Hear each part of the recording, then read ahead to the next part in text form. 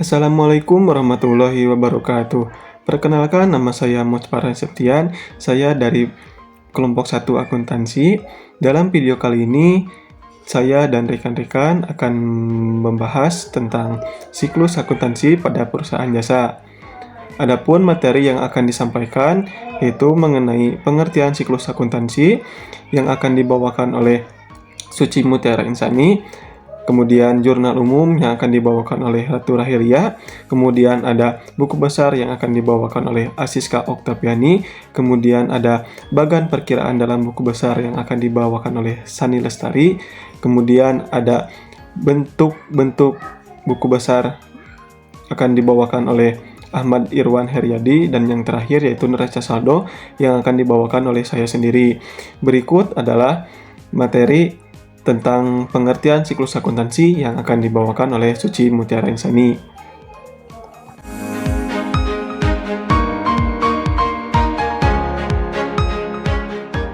Assalamualaikum warahmatullahi wabarakatuh. Pada video kali ini saya dan teman-teman saya akan menjelaskan apa itu siklus akuntansi dan bagaimana siklus akuntansi di perusahaan jasa. Selamat datang di video kami. Pada hari ini kita akan membahas topik yang sangat penting dan fundamental dalam dunia akuntansi, yaitu siklus akuntansi. Jika kamu penasaran bagaimana perusahaan mencatat, mengelola, dan melaporkan transaksi keuangan mereka, kamu berada di video yang tepat. Kita akan mengeksplorasi siklus akuntansi secara mendalam dan melihat bagaimana siklus ini berbeda antara perusahaan jasa, perusahaan dagang, dan juga perusahaan manufaktur. Untuk memulai video ini, mari kita membahas terlebih dahulu apa itu siklus akuntansi. Siklus akuntansi adalah serangkaian langkah yang sistematis dan terstruktur yang dilakukan untuk memastikan bahwa transaksi keuangan perusahaan dicatat, diproses, dan dilaporkan secara akurat. Proses ini tidak hanya membantu perusahaan dalam pelaporan keuangan, tetapi juga dalam pengelolaan keuangan yang efektif. Kita masuk ke bagian pertama, yaitu siklus akuntansi umum. Langkah pertama dalam siklus akuntansi adalah pencatatan transaksi. Setiap kali perusahaan melakukan transaksi seperti penjualan barang, pembelian bahan baku, atau pembayaran hutang-hutang, transaksi tersebut dicatat dalam jurnal umum. Jurnal umum ini berfungsi sebagai catatan kronologis dari semua transaksi yang terjadi, dan setiap entry mencakup tanggal, akun yang terlibat, serta jumlah debit dan juga kredit. Setelah pencatatan ini dilakukan, langkah berikutnya adalah memindahkan transaksi ke buku besar. Buku besar mengelompokkan transaksi berdasarkan akun-akun yang relevan, seperti kas, piutang, dan juga utang. Proses ini disebut sebagai posting untuk membantu melacak saldo setiap akun secara detail dan memudahkan pembuatan laporan keuangan di kemudian hari. Setelah dipindahkan ke buku besar, kita akan menyusun neraca saldo. Neraca saldo adalah daftar yang menunjukkan saldo akhir dari semua akun dalam buku besar pada akhir periode akuntansi. Tujuan utama dari neraca saldo ini adalah untuk memastikan bahwa total debit sama dengan total kredit. Jika neraca saldo seimbang, ini menandakan bahwa catatan akuntansi kita konsisten dan juga akurat. Langkah selanjutnya adalah penyesuaian. Selama periode akuntansi, mungkin ada transaksi yang belum tercatat atau saldo yang belum disesuaikan untuk mencerminkan keadaan yang sebenarnya. Proses ini melibatkan pencatatan jurnal penyesuaian yang diperlukan untuk memastikan laporan keuangan mencerminkan pendapatan yang diakui dan biaya yang sesuai dengan periode yang benar. Setelah melakukan penyesuaian, kita akan melanjutkan dengan melaporkan pelaporan keuangan. Laporan keuangan terdiri dari laporan laba rugi yang menunjukkan pendapatan biaya perusahaan selama periode akuntansi, dan laporan neraca yang menggambarkan posisi keuangan perusahaan pada akhir periode. Laporan ini memberikan gambaran menyeluruh tentang kinerja kesehatan keuangan perusahaan. Itu dia penjelasan tentang siklus akuntansi umum. Bagian selanjutnya kita akan mulai memasuki siklus akuntansi perusahaan jasa. Mari kita fokus pada perusahaan jasa. Perusahaan jasa adalah perusahaan yang menyediakan layanan kepada pelanggan yang bukan barang fisik. Contohnya adalah firma hukum, agen perjalanan, dan perusahaan konsultan. Meskipun siklus akuntansi untuk perusahaan jasa meliputi langkah-langkah umum yang telah kita bahas, ada beberapa perbedaan penting yang perlu diperhatikan, yaitu pertama adalah siklus akuntansi perusahaan jasa memiliki pencatatan transaksi layanan. Ketika perusahaan jasa memberikan layanan kepada kliennya, pendapatan dari layanan tersebut dicatat dalam jurnal umum. Selain itu, biaya yang dikeluarkan untuk memberikan layanan juga dicatat. Karena perusahaan jasa tidak menjual barang dagangan, fokus pencatatan adalah pada pendapatan dari layanan dan juga biaya operasional. Setelah pencatatan, transaksi dipindahkan ke buku besar. Di sini, buku besar akan mencatat akun-akun seperti pendapatan dari layanan biaya operasional. Proses ini membantu melacak saldo setiap akun yang berkaitan dengan penyediaan layanan. Selanjutnya, perusahaan jasa menyusun neraca saldo untuk memastikan bahwa semua akun tercatat dengan benar dan total debit sama dengan total kredit. Penyesuaian dalam siklus akuntansi perusahaan jasa mencakup pencatatan pendapatan yang belum diterima atau yang belum dibayar. Misalnya, tagihan yang belum dibayar oleh klien atau gaji yang belum dibayarkan. Penyesuaian ini memastikan bahwa laporan keuangan mencerminkan keadaan yang sebenarnya. Adapun langkah terakhir dari penyusunan laporan keuangan, laporan laba rugi untuk perusahaan jasa akan menunjukkan pendapatan dari layanan yang diberikan serta biaya operasional. Sedangkan laporan neraca akan menggambarkan posisi keuangan perusahaan pada periode akhir.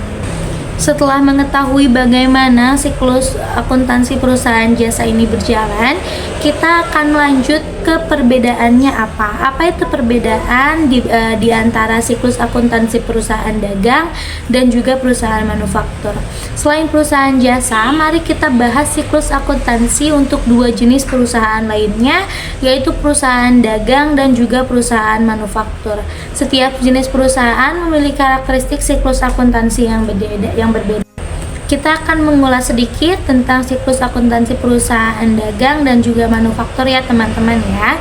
Yang pertama, perusahaan dagang adalah perusahaan yang fokus pada jual beli barang. Siklus akuntansi perusahaan dagang ini mencakup beberapa langkah tambahan dibandingkan perusahaan jasa. Misalnya, perusahaan dagang harus mencatat transaksi pembelian dan penjualan barang dagangan serta menghitung persediaan barang yang ada. Adapun langkah-langkahnya sebetulnya tidak jauh berbeda dari perusahaan jasa, seperti pencatatan penjualan dan pembelian barang dagangan dalam jurnal umum. Transaksi ini mencakup pembelian barang dari pemasok dan penjualan barang kepada pelanggan. Setiap transaksi dicatat dengan detail dan mencakup harga pembelian atau penjualan serta jumlah barang yang terlibat. Selanjutnya, setelah pencatatan, transaksi akan dipindahkan ke buku besar yang mencatat akun-akun seperti persediaan, utang dagang, dan juga piutang dagang. Ini memungkinkan perusahaan untuk melacak nilai persediaan dan posisi utang secara lebih terperinci. Selanjutnya, perusahaan dagang harus juga menyusun neraca saldo. Seperti pada perusahaan jasa, neraca saldo memastikan bahwa total debit dan juga kreditnya seimbang. Namun, perusahaan dagang juga harus mempertimbangkan saldo persediaan dalam laporan ini. Penyesuaian dalam siklus perusahaan dagang mencakup penyesuaian untuk persediaan yang mungkin berubah karena penurunan nilai atau kerusakan barang. Penyesuaian ini penting untuk memastikan bahwa laporan keuangan mencerminkan nilai persediaan yang akurat.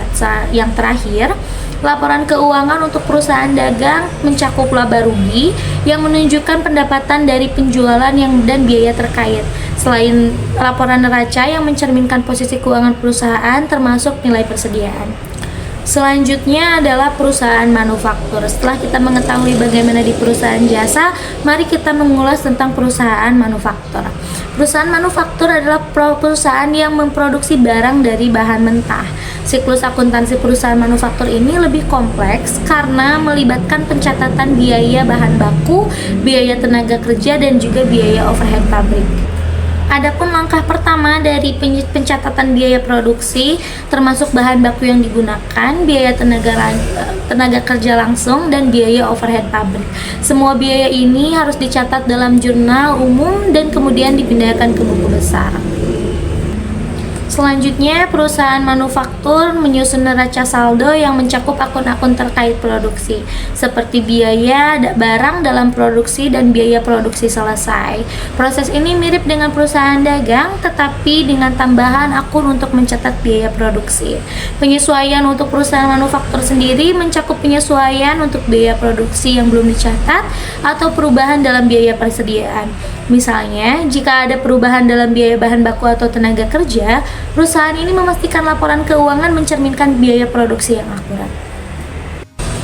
Terakhir, laporan keuangan untuk perusahaan manufaktur mencakup laporan laba rugi dan menunjukkan pendapatan dari penjualan barang yang diproduksi serta biaya produksi dan laporan neraca yang mencerminkan keuangan perusahaan tersebut, termasuk aset produksi dan juga persediaan. Baik, kita masuk ke dalam kesimpulan. Secara keseluruhan, siklus akuntansi adalah proses krusial untuk memastikan bahwa laporan keuangan perusahaan akurat dan dapat diandalkan. Setiap jenis perusahaan, baik itu perusahaan jasa, dagang, ataupun manufaktur, memiliki siklus akuntansi yang disesuaikan dengan karakteristik operasional masing-masing. Memahami siklus akuntansi ini dapat membantu kita dalam mengelola dan menganalisis keuangan dalam perusahaan dengan lebih.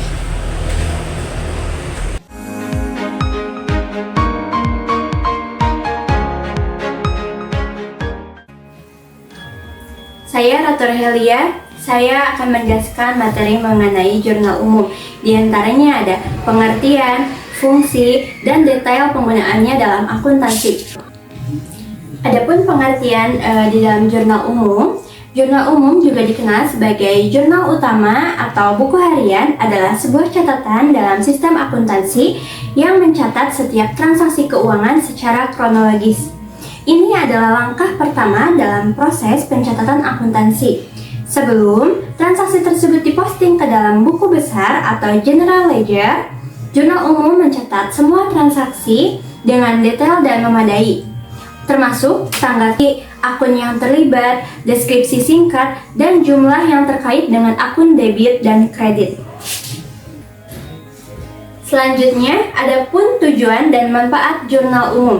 Pertama, pencatatannya sistematis. Maksudnya, jurnal umum membantu dalam mencatat transaksi secara sistematis dan terorganisir, memungkinkan pengelolaan data keuangan yang lebih baik. 2. Verifikasi dan validasi. Dengan adanya jurnal umum, auditor atau pihak yang memeriksa laporan keuangan dapat dengan mudah memverifikasi dan menelusuri transaksi yang terjadi. Kemudian, yang ketiga, penyusunan laporan keuangan. Jurnal umum adalah sumber data primer untuk penyusunan laporan keuangan, seperti contohnya neraca dan laporan laba rugi. Yang keempat, deteksi keadaan. Pencatatan yang rinci dalam jurnal umum memungkinkan perusahaan untuk mendeteksi kesalahan atau ketidaksesuaian dalam transaksi keuangan. Selanjutnya ada komponen utama dalam jurnal umum. Komponen jurnal umum diantaranya ada transaksi tanggal ketika transaksi terjadi, kemudian ada nomor bukti transaksi, nomor referensi yang berkaitan dengan dokumen pendukung seperti faktur dan kwitansi. Kemudian ada keterangan, yaitu deskripsi singkat mengenai transaksi yang terjadi. Selanjutnya akun yang didebit, yaitu nama akun dan jumlah yang didebit. Lalu akun yang dikredit, yaitu nama akun dan jumlah yang dikredit. Dan terakhir ada jumlah. Jumlah adalah nilai moneter yang terkait dengan akun debit dan kredit. Nah, selanjutnya Ratu akan menjelaskan mengenai langkah-langkah dalam membuat jurnal umum. Untuk membuat jurnal umum, pertama kita harus identifikasi transaksi terlebih dahulu. Nah, langkah pertama adalah mengidentifikasi transaksi yang terjadi dalam suatu periode. Ini termasuk semua aktivitas keuangan seperti penjualan, pembelian, pembayaran gaji, penerimaan kas, dan lain-lain. Yang kedua, analisis dan klarifikasi. Setelah transaksi diidentifikasi, langkah berikutnya adalah menganalisisnya. Untuk menentukan akun mana yang akan terlibat, proses ini melibatkan penentuan akun yang akan di debit dan akun yang akan dikredit sesuai dengan prinsip akuntansi ganda, yaitu double entry accounting. Lalu selanjutnya ada pencatatan transaksi. Nah, transaksi yang telah dianalisis kemudian dicatat dalam jurnal umum dengan format yang sesuai.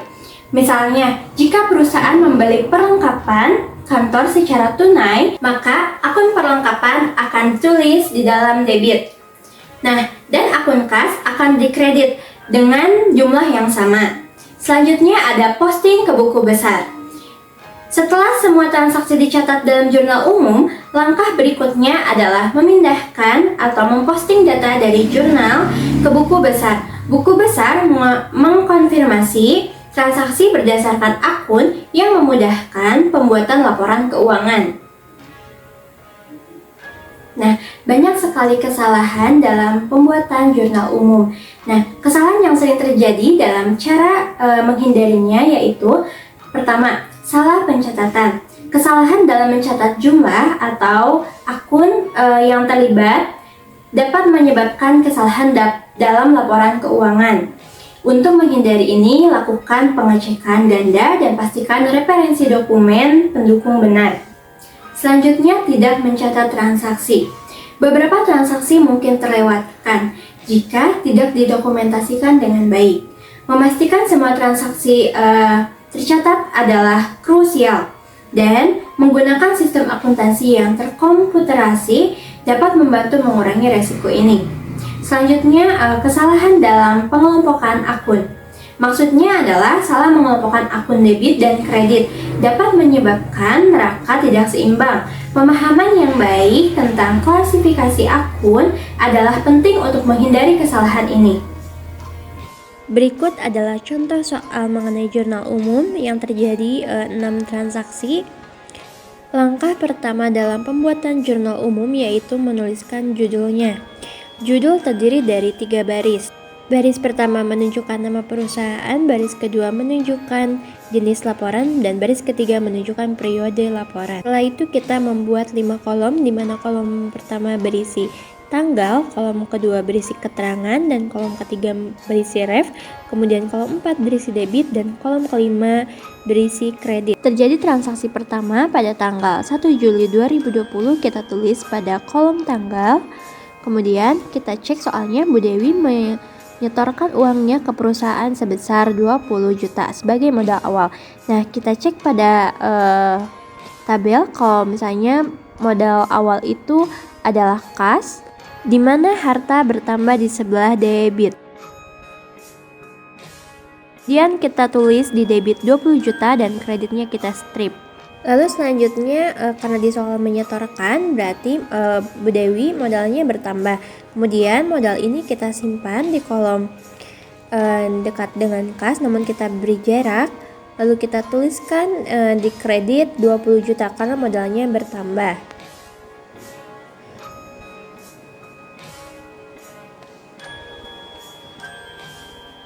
Selanjutnya kita ke soal kedua, perusahaan meminjam uang ke bank sebesar 10 juta. Kita tulis tanggal 2. Nah, meminjam uang ke bank itu berakibat uang perusahaan bertambah. Nah, kas itu kan harta bertambah di kolom debit. Kita tuliskan di kolom debit sebesar 10 juta. Kemudian karena kas bertambah 10 juta ini berasal dari utang, kita tuliskan utang di kredit 10 juta. Tanggal 3 membeli peralatan salon seharga 4 juta secara tunai. Kita tuliskan tanggalnya. Kemudian, karena peralatan itu bertambah, maka peralatan kita tulis di keterangan. Nah, peralatan berjumlah 4 juta. Ketika membeli peralatan secara tunai, nah, uang itu kan menjadi kas. Kas itu kita tulis, kemudian kita tulis di kolom kredit karena kasnya bertambah 4 juta. Tanggal 4, Bu Dewi mengambil uang kas untuk kepentingan pribadinya sebesar 2 juta. Kita tuliskan tanggalnya. Nah, mengambil uang kas untuk kepentingan pribadi, nama akunnya adalah Frif. Frif itu bagian dari modal. Maka modal Bu Dewi berkurang karena sudah diambil. Maka di kolom keterangan kita tulis Frif ditulis di kolom debit 2 juta dan kreditnya kita strip. Karena kas ini hutang, lalu kita tulis di kolom kredit 2 juta. Tanggal 5, Bu Dewi membayar gaji pegawai sebesar 1 juta. Kita tuliskan tanggalnya 5. Bayar gaji itu berarti beban. Berarti kita tulis beban gaji, kita tulis di debit 1 juta. Membayar gaji pakai uang itu kas, maka kita tuliskan kasnya 1 juta di kolom kredit. Terakhir tanggal 6, Bu Dewi menerima pendapatan salon sebesar 5 juta. Kita tulis dulu tanggal 6. Menerima pendapatan itu berarti menerima uang. Jadi menganalisisnya menerima uang itu kas itu adalah harta. Harta bertambah di sebelah debit dan kita tulis kas sebesar 5 juta pada kolom debit. Uang bertambah ini dari pendapatan atau pendapatan salon. Pendapatan bertambah di sebelah kredit. Tulis di kolom keterangan pendapatan salon sebesar 5 juta. Nah, ini transaksi terakhir, maka kita jumlahkan. Debit setelah kita jumlahkan hasilnya adalah 42 juta. Kredit juga sebesar 42 juta. Nah, kedua sisinya harus imbang antara debit dan kredit. Untuk kesimpulannya, jurnal umum adalah bagian dari sistem akuntansi yang memastikan semua transaksi bisnis dicatat dengan tepat dan rinci. Ini membantu dalam pembuatan laporan keuangan yang akurat, mendukung pengambilan keputusan bisnis yang tepat, dan memastikan kepatuhan terhadap peraturan keuangan. Pemahaman yang kuat tentang bagaimana menggunakan jurnal umum adalah keterampilan dasar yang penting bagi siapa saja yang terlibat dalam manajemen keuangan.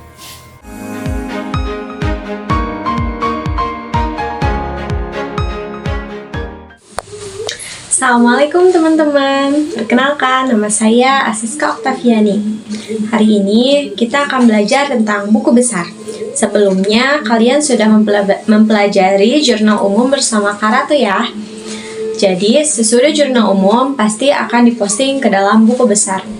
Kalian pasti sudah mengetahui apa itu buku besar. Harusnya kalian sudah mengetahui apa itu buku besar jika kalian sudah mempelajari dasar-dasar akuntansi perusahaan jasa. Nah, saya akan menjelaskan dulu apa itu buku besar. Buku besar adalah himpunan rekening-rekening yang saling berhubungan yang menggambarkan pengaruh transaksi terhadap perubahan harta, utang, dan modal. Nah, si buku besar ini ditulis sesudah jurnal umum. Sebelum kalian mempelajari buku besar, kalian harus sudah memahami dulu bagaimana caranya memindahkan semua transaksi ke dalam jurnal umum. Nah, di sini saya akan menjelaskan bagaimana cara kita memposting transaksi-transaksi yang ada di jurnal umum ke dalam buku besar. Nah, di buku besar kita akan memposting transaksi-transaksi yaitu cash, piutang, utang, prip, perlengkapan, lalu persediaan. Nah, itu akan disatukan seperti cash pada tanggal 1, tanggal 3, semisal tanggal 5. Nah, cash dari itu tersebut akan kita satukan ke dalam buku besar cash. Buku besar tidak dapat disatukan seperti cash dan piutang, itu tidak bisa disatukan. Buku besar hanya satu, yaitu cash hanya untuk cash, piutang hanya untuk piutang, modal hanya untuk modal, utang hanya untuk utang. Nah, yuk kita pelajari. Nah teman-teman, jadi sekarang saya akan menjelaskan bagaimana cara memposting akun-akun yang berada di jurnal umum ke dalam buku besar. Ini adalah buku besar.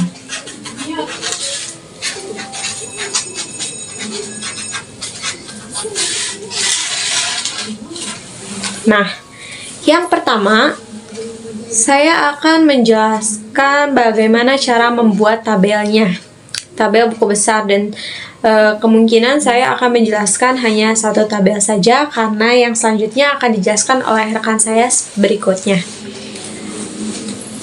kita perhatikan, yang pertama kita harus tulis adalah perusahaan.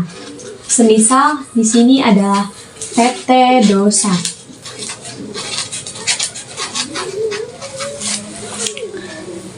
Nah, yang kedua, di bawah PT Dosan, kita harus tulis buku besar.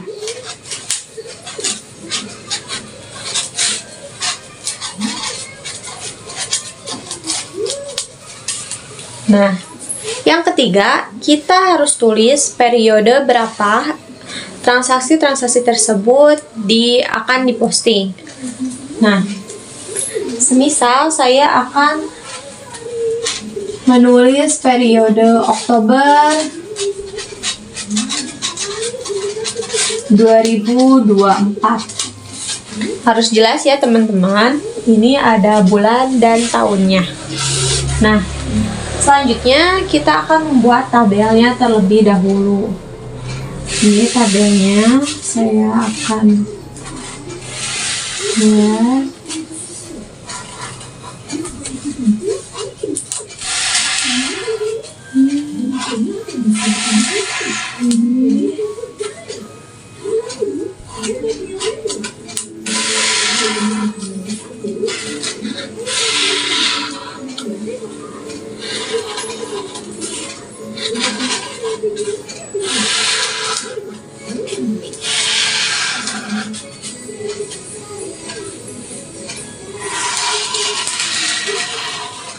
Nah, di sini terdapat 1, 2, 3, 4, 5, 6, 7 tabel. Tabel pertama kita akan isi dengan tanggal. Tabel kedua kita isi dengan keterangan. Tabel ketiga isi dengan referensi. Hanya ref saja. Yang keempat kita isi debit. Kelima kredit.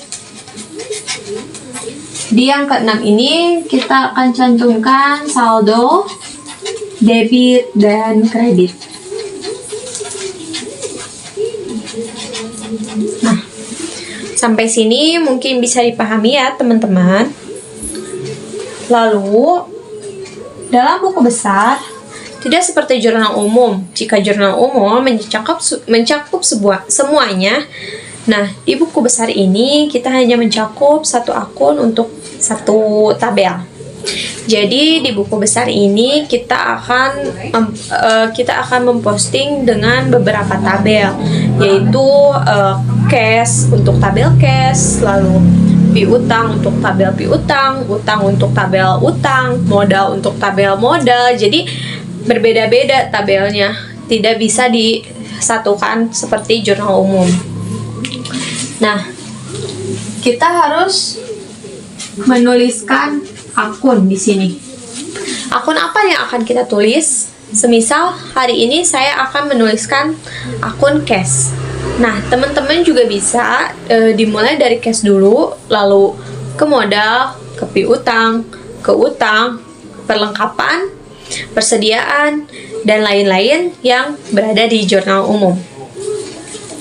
Nah, yang pertama saya akan menjelaskan tentang akun cash. Ini yang cash ini kalian bisa ganti dengan akun yang akan kalian cantumkan di buku besar nanti.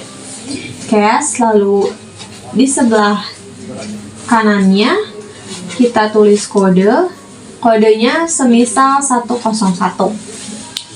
Nah, saya mempunyai transaksi seperti ini. Pada tanggal 1, PT Dosan menyumbangkan modal senilai 3 juta rupiah. Nah, berarti pada tanggal 1 Oktober 2024, keterangannya apa? Ini kan akun cash. Jadi keterangannya itu kebalikannya dari si cash tersebut, yaitu modal. Ingat ya teman-teman, jika akun tersebut yaitu akun cash, maka kita tulis di keterangannya adalah kebalikannya dari si cash tersebut.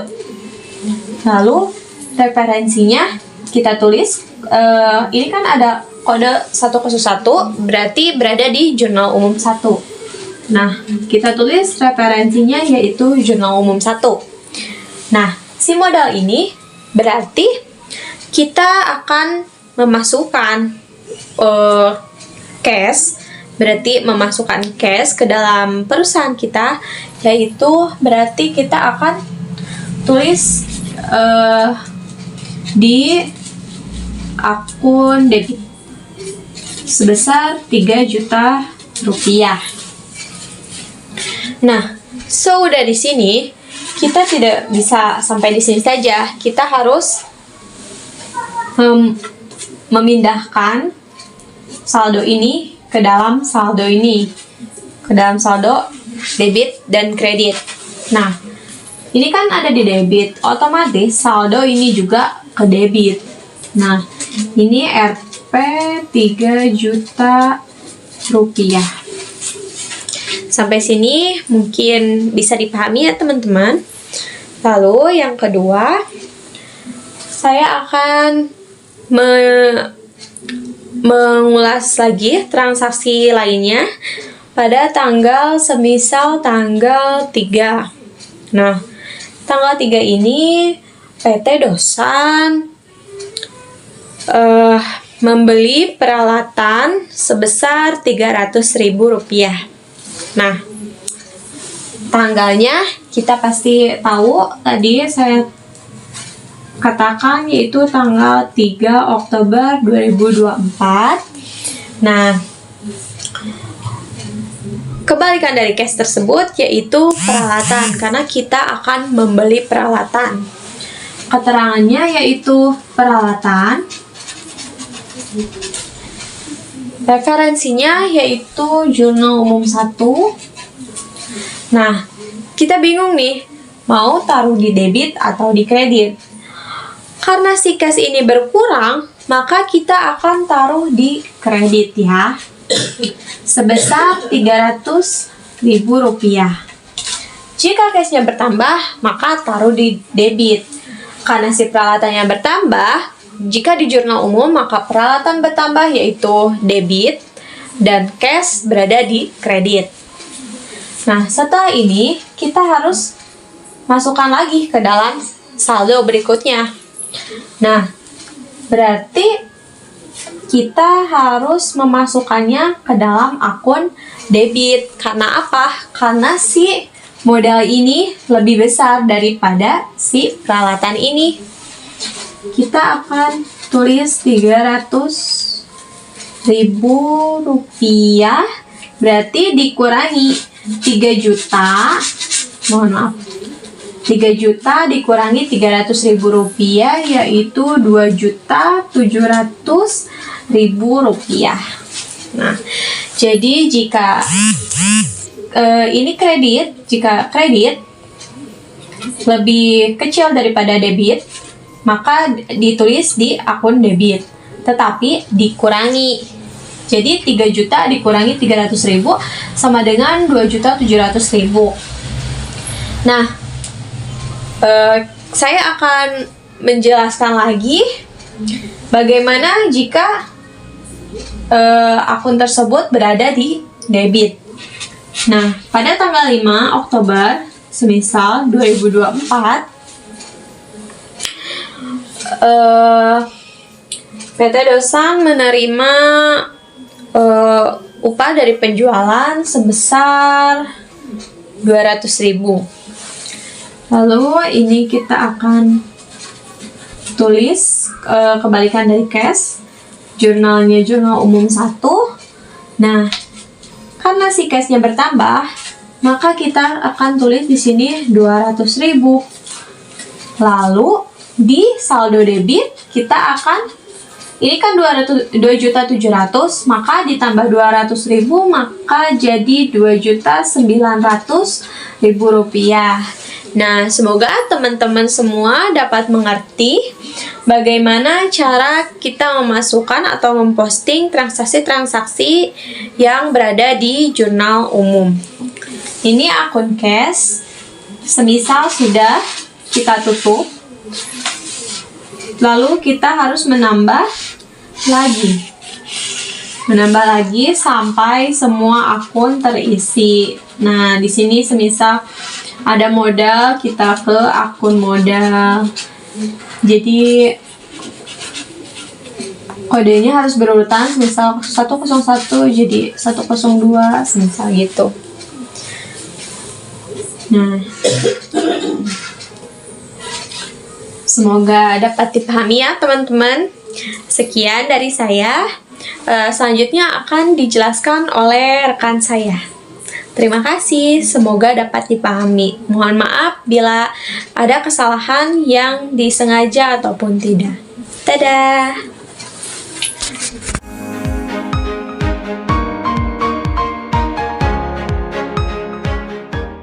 Assalamualaikum warahmatullahi wabarakatuh. Perkenalkan, nama saya Sania Lestari.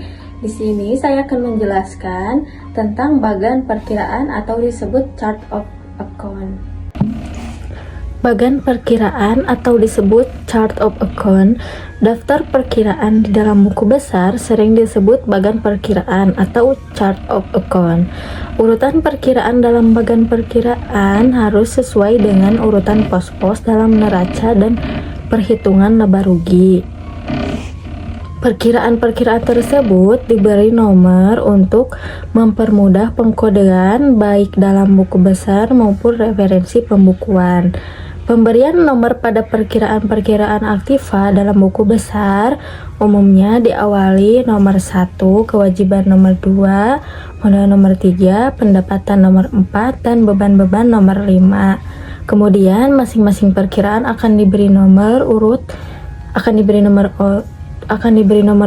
dari nomor 1, 2, 3, dan seterusnya. Setiap perkiraan bisa 2 digit atau 3 digit atau 4 digit sesuai dengan kebutuhan perusahaan. Yang pertama ada perkiraan aset, biasanya sampai dengan 199. Yang kedua liabilities. Liabilities adalah suatu kewajiban yang harus dibayar oleh sebuah perusahaan pada pihak yang bersangkutan dengan cara mengeluarkan sejumlah dana atau sumber daya ekonomi perusahaan tersebut, biasanya sampai dengan 299. Yang ketiga ada owner's equity. Owner's equity adalah bagian dari struktur keuangan suatu perusahaan yang mewakili klaim dari pemilik terhadap aset perusahaan setelah dikurangi dengan semua kewajiban. Ini merupakan salah satu komponen laporan keuangan yang penting, terutama dalam neraca. Owner's equity mencerminkan nilai yang tersisa dari aset perusahaan setelah semua kewajiban terpenuhi. Ini dapat dilihat sebagai nilai bersih perusahaan atau sebagai investasi yang dimiliki oleh pemilik atau pemegang saham.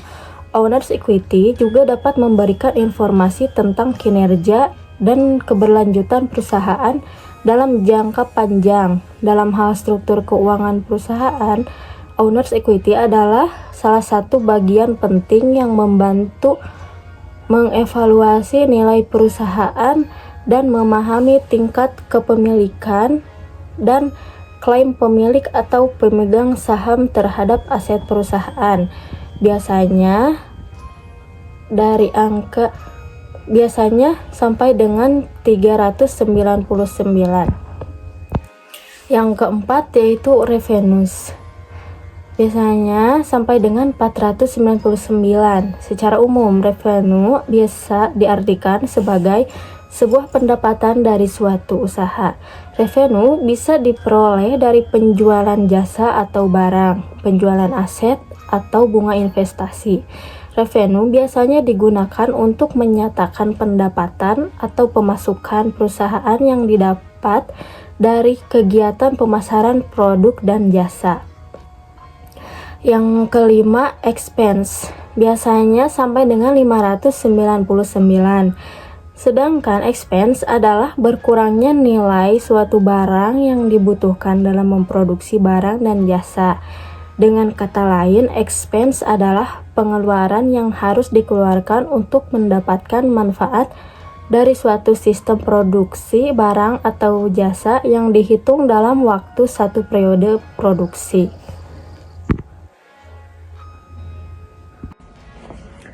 Di sini saya akan sedikit menjelaskan bagaimana membuat bagan perkiraan tersebut. Contoh,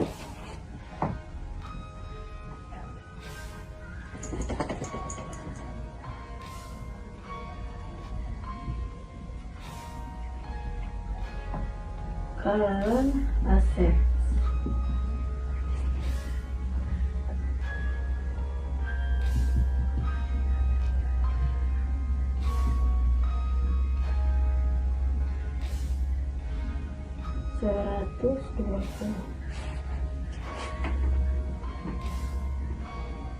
Pertama yaitu cash dengan kode 101,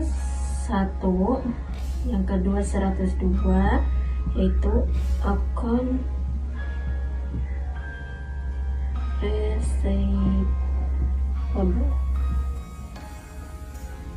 3 surplus. Di sini kita akan membuat bagan, yaitu yang pertama yaitu cash dengan kode 101. Di sini kita membuat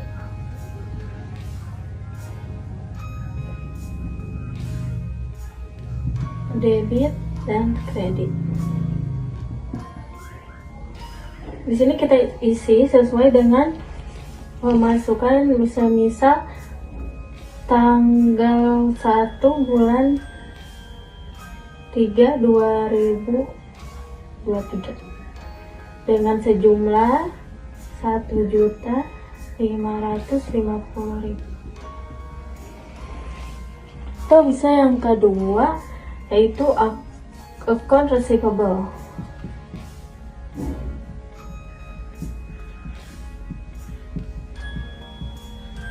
dengan kode 102 semisal tanggal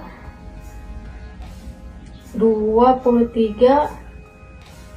bulan 2 2024 dengan sejumlah 500.000 rupiah.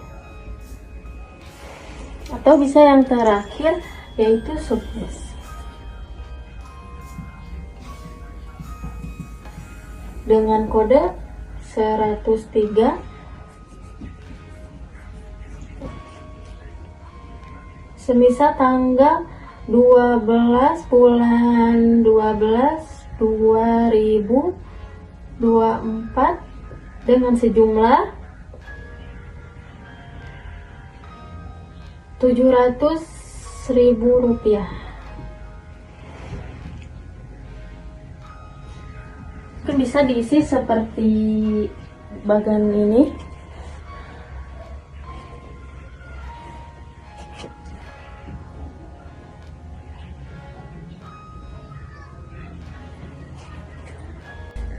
Mungkin sekian dari saya untuk mencontohkan sebuah bagan perkiraan.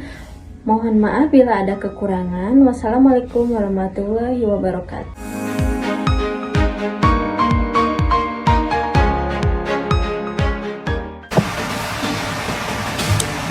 Halo, di sini saya akan melanjutkan materi yang sebelumnya telah disampaikan oleh teman saya. Materi yang akan saya sampaikan itu mengenai bentuk-bentuk buku besar. Buku besar terdapat beberapa bentuk, yaitu yang pertama ada skontro berlajur. Buku besar bentuk skontro sering juga disebut sebagai buku besar 2 kolom. Hal ini dikarenakan arti yang skontro yang merupakan sebelah atau dibagi 2, yaitu kanan dan kiri atau debit dan kredit. Pada kolom pertama di bagian debit terdapat 4 kolom yang berisi tanggal, uraian nomor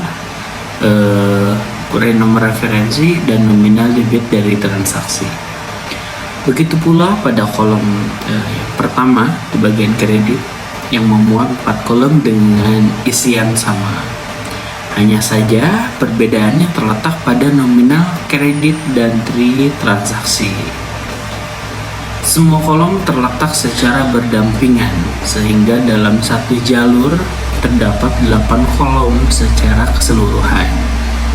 Sementara untuk kolom nama dan nomor akun diletakkan pada bagian atas kolom.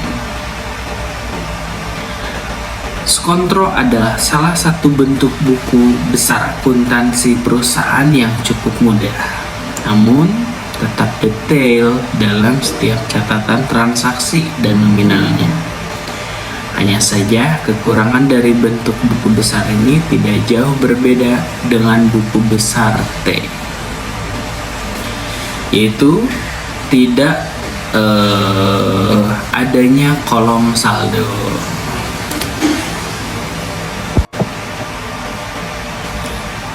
Kemudian yang kedua ada buku besar bentuk T. Buku besar bentuk T merupakan bentuk buku besar yang paling sederhana dan paling umum digunakan, di mana biasanya bentuk buku besar jenis ini digunakan untuk keperluan analisis transaksi serta menjelaskan mekanisme penggunaan akun. Pada bentuk buku besar T, kolom debit dan kredit terletak secara berdampingan. Sisi sebelah kiri untuk debit dan sisi sebelah kanan untuk kredit. Begitupun dengan nomor atau kode akun yang berada di kanan atas dan nama akun di kiri atas kolom debit dan kreditnya.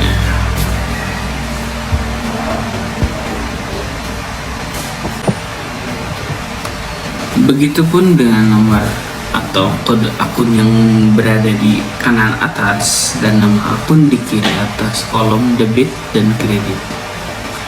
Kemudian pada kolom terakhir terletak kolom total debit dan kredit serta saldo debit. Kenapa demikian? Buku besar berbentuk T tidak bisa membuat nomor referensi dan saldo per transaksi yang berkaitan dengan jurnal. Sehingga jika ingin melihat dan mengetahui jumlah saldo, maka harus menunggu hingga akhir bulan. Hal tersebut dikarenakan bentuk T tidak memuat kolom saldo dan masing-masing transaksi. Yang ketiga ada stafel berkolom saldo tunggal. Buku besar bentuk stafel adalah buku yang paling detail. Oleh karena itu, bentuk ini banyak digunakan perusahaan, terutama jika perusahaan memerlukan penjelasan suatu transaksi untuk lebih mendetail. Buku besar stafel juga terbagi menjadi 2 jenis, yakni terdiri dari 3 kolom dan 4 kolom.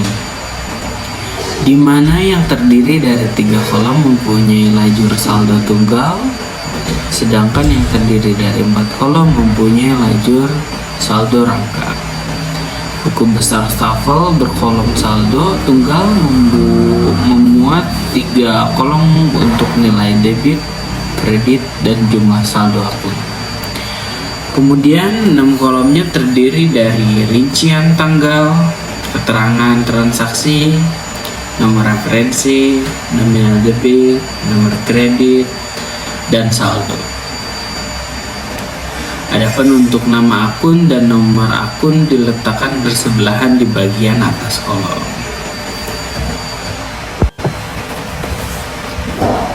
Kemudian yang terakhir ada buku besar stafel berkolom saldo.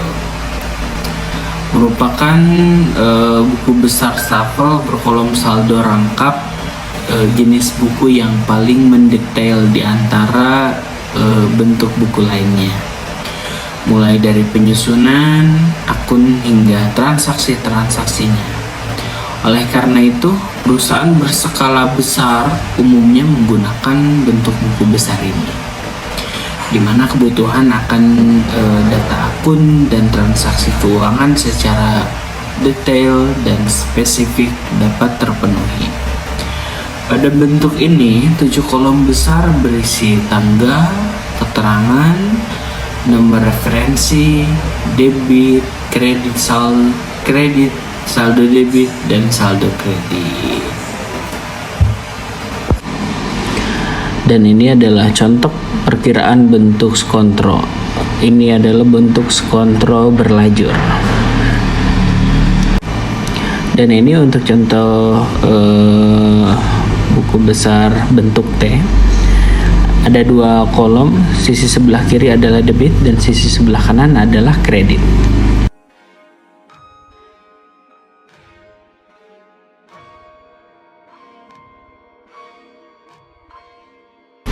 Dan berikut ini adalah contoh-contoh dari bentuk-bentuk buku besar.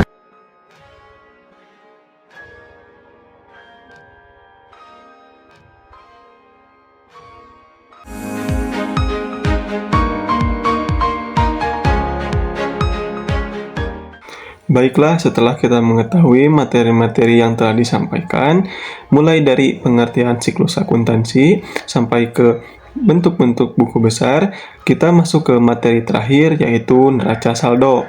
Apa sih neraca saldo itu? Neraca saldo adalah laporan yang berisi seluruh jenis nama akun beserta saldo total dari setiap akun. Laporan ini disusun secara sistematis sesuai dengan kode akun yang bersumber dari buku besar perusahaan pada periode tertentu. Lalu, apakah sih fungsi dari neraca saldo itu sendiri? Fungsi dari neraca saldo yaitu untuk memverifikasi apakah saldo debit dan kredit memperlihatkan jumlah yang seimbang atau tidak. Yang kedua, sebagai persiapan untuk membuat laporan akhir keuangan pada suatu perusahaan. Dan yang terakhir, untuk mencatat setiap data pada masing-masing akun. Untuk lebih jelasnya, agar dapat lebih dipahami, kita masuk ke contoh penyusunan neraca saldo. Berikut adalah contoh penyusunan neraca saldo. Pada kesempatan kali ini kita akan membahas neraca saldo pada buku besar yang telah diposting dari Salon Dewi Cantika periode Juli 2020. Berikut adalah buku besar Salon Dewi Cantika periode Juli 2020 yang akan kita pindahkan ke neraca saldo. Berikut ini ada buku besar dari kas, terus ada buku besar dari piutang, perlengkapan, dan peralatan. Kemudian ada buku besar dari utang usaha, modal, prime. Kemudian ada juga buku besar dari pendapatan jasa, beban gaji, beban sewa, dan beban kebersihan dan keamanan. Itulah buku besar dari Salon Dewi Cantika yang akan kita pindahkan ke neraca saldo.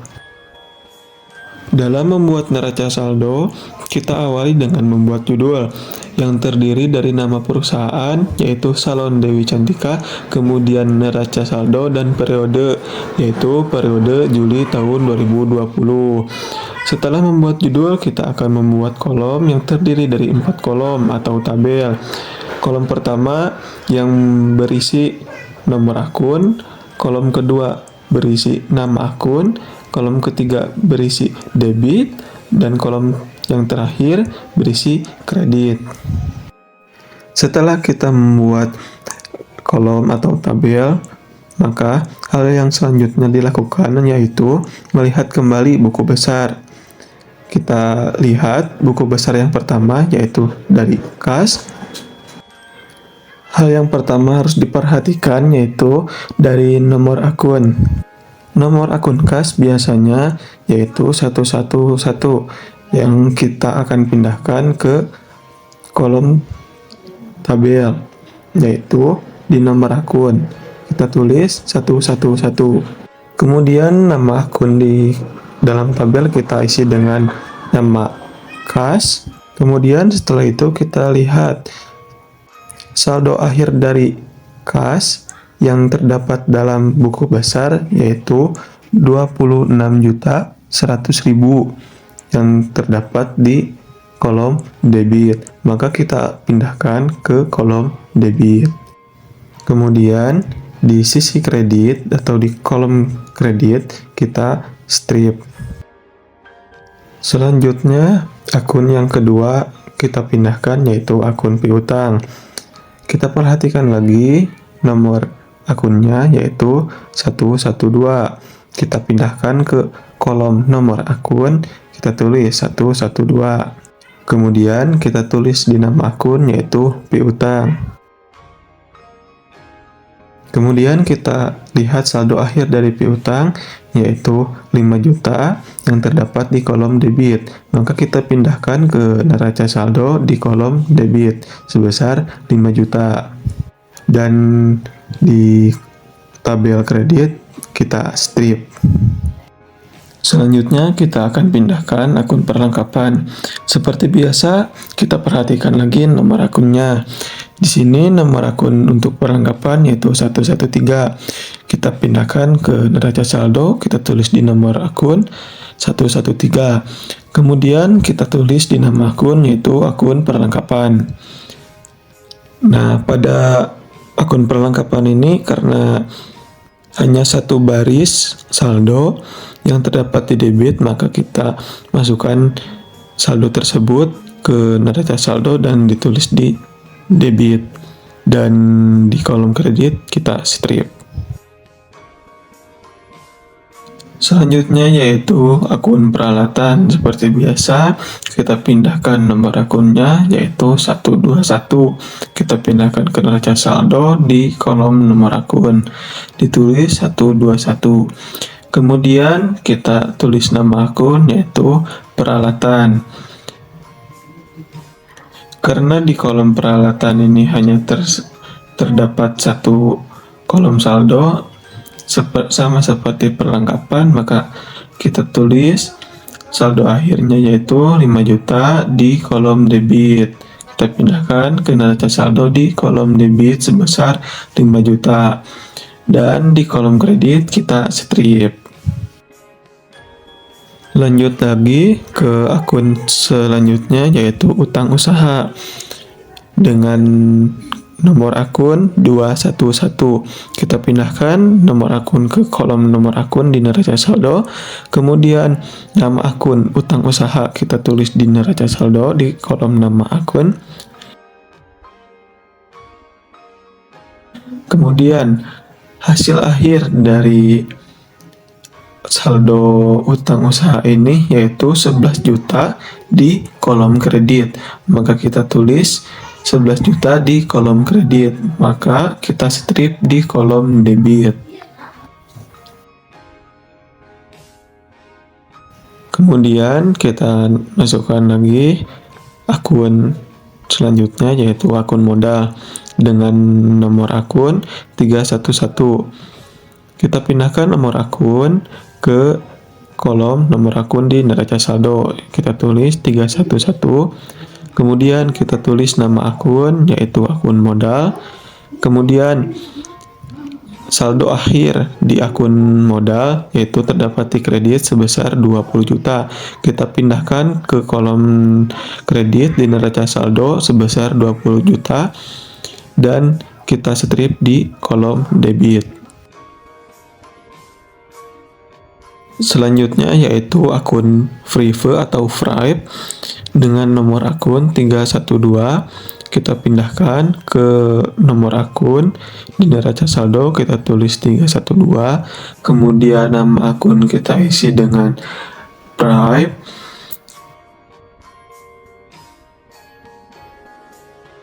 Dan saldo akhir akun Frive yaitu terdapat di debit sebesar 2 juta. Kita pindahkan ke neraca saldo, ditulis di kolom debit sebesar 2 juta. dan di kolom kredit kita strip. Selanjutnya yaitu akun pendapatan jasa dengan nomor akun 411. Kita pindahkan nomor akun ke kolom nomor akun di neraca saldo, kita tulis 411.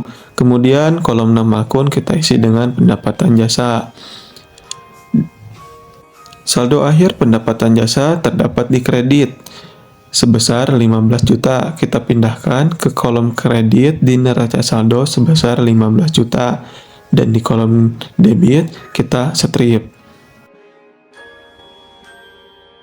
Selanjutnya yaitu akun beban gaji. Kita pindahkan nomor akun beban gaji yaitu 511.